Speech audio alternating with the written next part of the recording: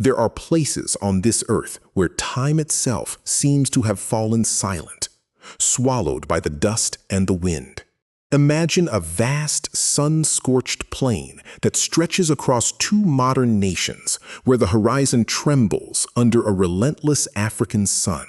Here, in the remote borderlands of Senegal and the Gambia, a forest of stone rises from the baked earth, a forest with no leaves, no shade, and no memory of its own name. They are known as the Stone Circles of Senegambia, and they represent one of the largest and most enigmatic megalithic complexes ever constructed by human hands.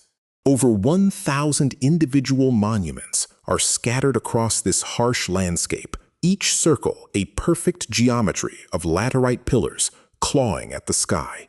For centuries, they stood as silent witnesses, their purpose buried beneath the red soil. Their builders vanished into a void of unwritten history. As you stand before these towering stones, some weighing nearly 7 tons and hewn from living rock, a single chilling question grips the mind. What compelled an ancient people to quarry, transport, and erect this astronomical army of stone without the use of metal tools or the wheel? The wind moves through the tall grass, a dry susurrus that sounds almost like a language you have forgotten how to speak. Beneath that wind, the stones themselves seem to vibrate with a deep, low hum, a frequency that resonates in the chest, a bass note of ancient intent. Local whispers have long held that the circles are the dwellings of ancestral spirits, that to disturb a single laterite pillar is to invite a storm of wrath from the ground itself. But archaeological rigor, when it finally arrived on these plains, slowly began to peel back the layers of myth to reveal a structure of terrifying precision. What emerged from the dust was not a random scattering of rocks, but a coherent, continent-spanning tradition of celestial observation that challenges everything we assumed about Africa's ancient past. Let us step back into the warmth of the excavation trench, where trowels and brushes first met the hardness of this archaeological riddle. The evidence is monumental in its literal sense. 4 major concentrations, Ngayen, Wanar, Wasu, and Kerbach, each containing tightly packed arrays of circles. The stones themselves are not rough, natural boulders. They are shaped sections of laterite, a ferruginous crust that hardens into iron-rich, blood-red pillars when quarried from the ground. Imagine the labor required to slice these monoliths from the Earth's crust using only volcanic hammerstones and infinite patience under a blinding, unforgiving heat.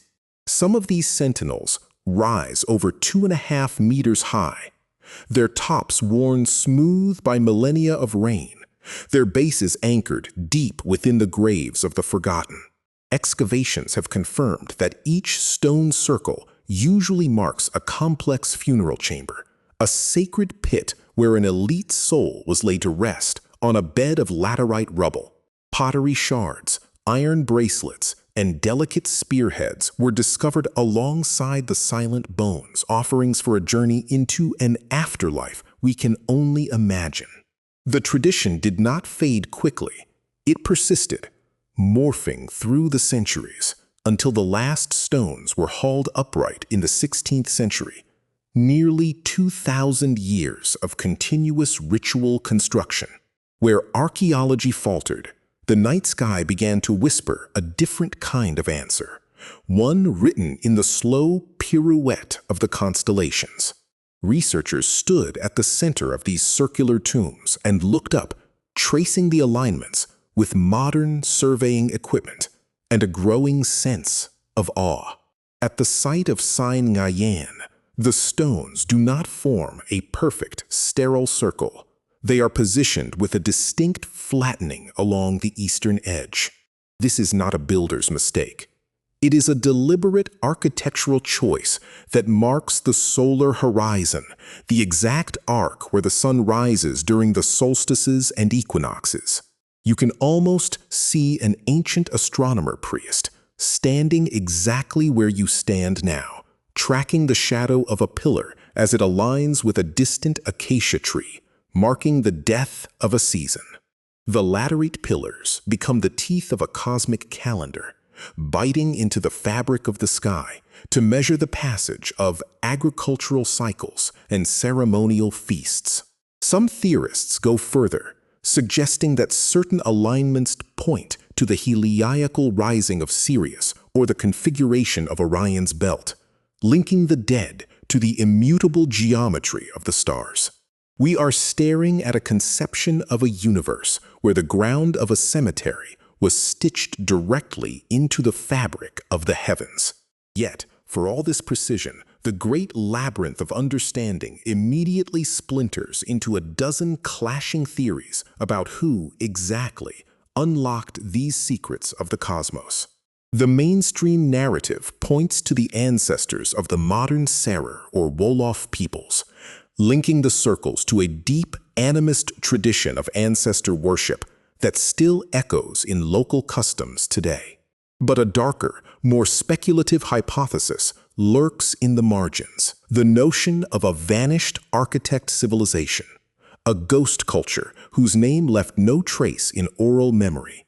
The fragmented records point toward a world where knowledge was held sacred and fragile, passed from mouth to ear until the last keeper of the secret fell, taking the truth into the soil.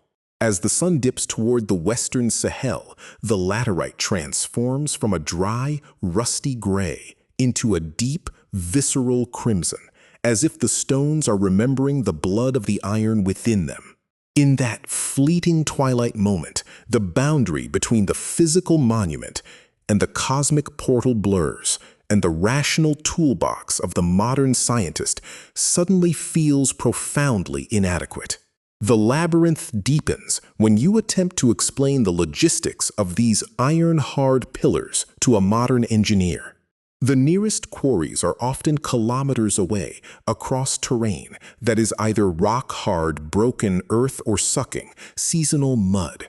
Without draft animals in the early phases, without the spoked wheel, these 7-ton monoliths were somehow dragged and erected by sheer human will and a social cohesion that seems almost alien to us today. A theory of practical engineering drifts in, suggesting wooden rollers, greased tracks, and massive ramp systems, all of which have rotted back into the earth without leaving a ghost of evidence. But the stones are not just heavy, they are cantilevered into the ground with a precision that requires a sophisticated grasp of counterweight and balance. They have survived not just the decay of empires, but the slow, crushing creep of tectonic time, while modern structures would have crumbled to dust. Where a rational mind sees an engineering problem overcome, a more mystical interpretation sees a manifestation of sacred's power, a dance of levitation through ritual sound. The air itself holds the silence of that possibility, the heavy stillness of a question mark wider than the Sahara. Standing in the center of the Wanar complex, you notice another layer of the enigma. The double concentric rings, the outer circles layered like ripples in a frozen, stony pond. In the spaces between the rings, archaeologists have found evidence of ritual fires and feasting, hundreds of charred animal bone fragments, silent testimony to a grand and terrifying liturgy. Were those fires lit to guide the spirit of the dead toward the pole star, or to appease a chthonic force that rumbled beneath the bedrock? The theory of the sacrificial banquet is safe, scientific, and academic. The theory of an earth-bound deity demanding satiation is primal, dark, and refuses to leave the mind once planted. As the dry harmattan wind blows sand across the site, it fills the cracks in the laterite pillars, polishing them smooth like a potter preparing a vessel for the kiln. This wind is the great eraser of history. It carries away the soil grain by grain, burying what was visible, exposing what was hidden, systematically confusing the human search for order. The toll on those who dedicate their lives to this mystery is rarely spoken about in academic papers, yet it hangs over every expedition. There is a specific kind of exhaustion that comes from standing at the intersection of genius and oblivion, the psychological weight of knowing that the architects were brilliant, but that their library is a void. Early European explorers who stumbled upon these circles in the colonial era dismissed them, unable to reconcile a sophisticated monument with a people they falsely deemed incapable of such grand design. That historical prejudice became a secondary fog, delaying serious study for decades and allowing the roots of baobab trees to crack the very stones that men gave their lives to erect. Even today, the archaeologist who spends a full season mapping the magnetic anomalies beneath the soil might confess a private, creeping dread. It is the dread of watching a puzzle you have spent a career on refuse to form a complete picture.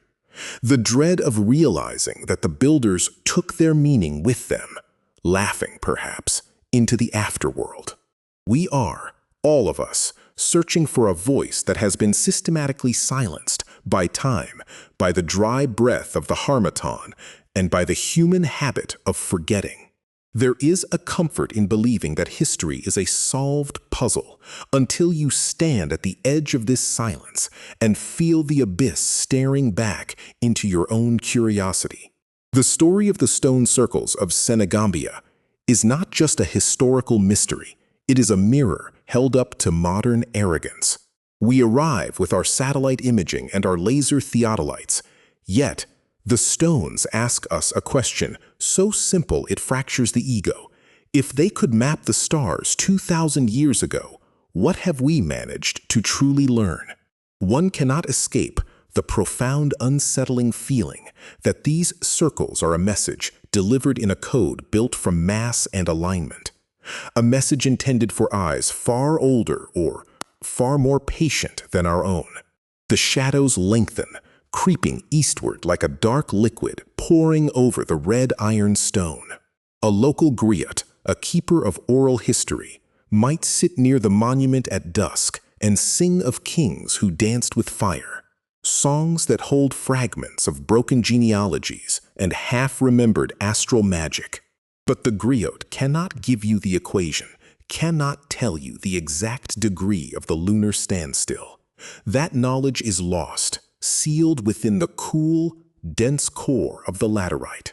We are left with the relic and the ritual, the weathered stone and the endless sky, two witnesses that will not break their silence.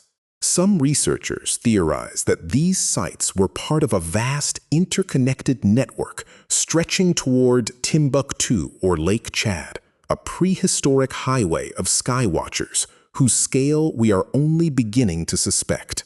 If that is true, then these solitary plains we see today were once the busiest spiritual hubs of a forgotten continent, thriving with processions of priests in indigo robes scouring the horizon for a new star. The sand crunches underfoot like broken glass, a physical reminder of the fragility of memory and the weight of the stones that outlast it. To excavate a grave here is to commit a sacred violation. To leave it untouched is to preserve an ignorance that feels almost painful to a curious mind. This is the ethical labyrinth that has consumed many a passionate scholar, the tension between the hunger to know and the duty to respect the dead who clutched their secrets so tightly. You find yourself whispering to the stones, not in spoken words, but in the quiet, intense frequency of focused attention, hoping that some small vibration of understanding might echo back. The universe is a clockwork of immense, grinding gears, and these circles are a delicate, human-sized gear trying to mesh with the infinite mechanism above. Sand trickles through the hourglass of civilization. An empire rises, it builds its cosmic link, and then the sand buries the base, leaving only the elegant, rusted needle of the sundial pointing at nothing. As night finally claims the Sahel, the temperature drops, and the dome of the sky explodes into a riot of stars that no modern city dweller has ever truly seen. The Milky Way arches over the stone circle like a spine of light, and the alignment that was a mathematical theory by day becomes a visceral, spiritual experience. Here, under the pure, unpolluted blackness, you understand why they built these portals. They were not just studying the sky. They were trying to join it, to stitch the dead into the eternal, rotating silver wheel. The silence of the circle at midnight is the loudest sound you will ever hear. It is the sonic boom of 2,000 years of unanswered prayer. And yet, the human obsession to decode the Senegambian riddle refuses to die, burning in a few dedicated hearts across the world. There is a determination to prove that these ancient African astronomers are not just a footnote to Stonehenge or the Mayan calendars, but pioneers of a unique, complex science of light and shadow. Digital models now overlay the horizon arcs, confirming that the builders possessed a fluid, dynamic system of measurement that compensated for the shifting visual landscape of the flat plain. We are getting closer, perhaps, to understanding the how, but the why continues to recede into a mist of metaphysical dread. Why bury a chief with such monumental effort to align him with a star he would never see again? Was it a confinement of the soul or a release? The answer drifts in the space between the dry grass blades, a truth that belongs to a consciousness vastly different from our own. A consciousness that heard music in the silent spin of the planet. As the first hint of dawn creeps across the African horizon, touching the tips of the laterite pillars with pale, cold gold, the mystery is reborn. The dew evaporates from the iron stone, and for a brief, hallucinatory moment, the monoliths seem to sweat, as if the dead inside are weeping at the beauty of another morning they cannot share. We stand on the shoulders of ancestors who stared at the same sun, but we look down at our screens. They looked up at the geometry of eternity. The stone circles of Senegambia remain a defiant open wound in the map of human knowledge, a place where the earth refuses to give up her ghosts. Local whispers have long held that on certain nights, when the alignment is perfect and the wind is still, the stones hum a low drone that matches the resonant frequency of the planet's core. Is it a hallucination brought on by heat and awe, or a final functional layer of the monument that we have not yet invented the tools to measure? That question is the legacy of this place. It does not allow you to leave with certainty, but it forces you to leave with a transformed definition of what it means to be an advanced civilization. The abyss of history stares back at you from these circles, not with menace, but with a profound, silent patience, waiting for a generation humble enough to truly listen. These forgotten astronomers mapped not just the stars, but the dark matter of the human soul, the space in a community that only ritual and grief can fill. As you walk away from the complex, the stones shrink into the vast yellow savanna, becoming just a small imperfection on the horizon. But the mind cannot shrink them back. They have already been transplanted inside your consciousness, a permanent monument to the unknown. We are all navigators sailing on a dark sea, looking for lighthouses built by the dead. And sometimes the light is a shadow cast by a stone, soaking in the memory of iron and starlight. The wind fills the vacuum left by your footsteps, erasing the trail, guarding the silence, and the stone circles of Senegambia return to their endless, waiting dream beneath the African sky.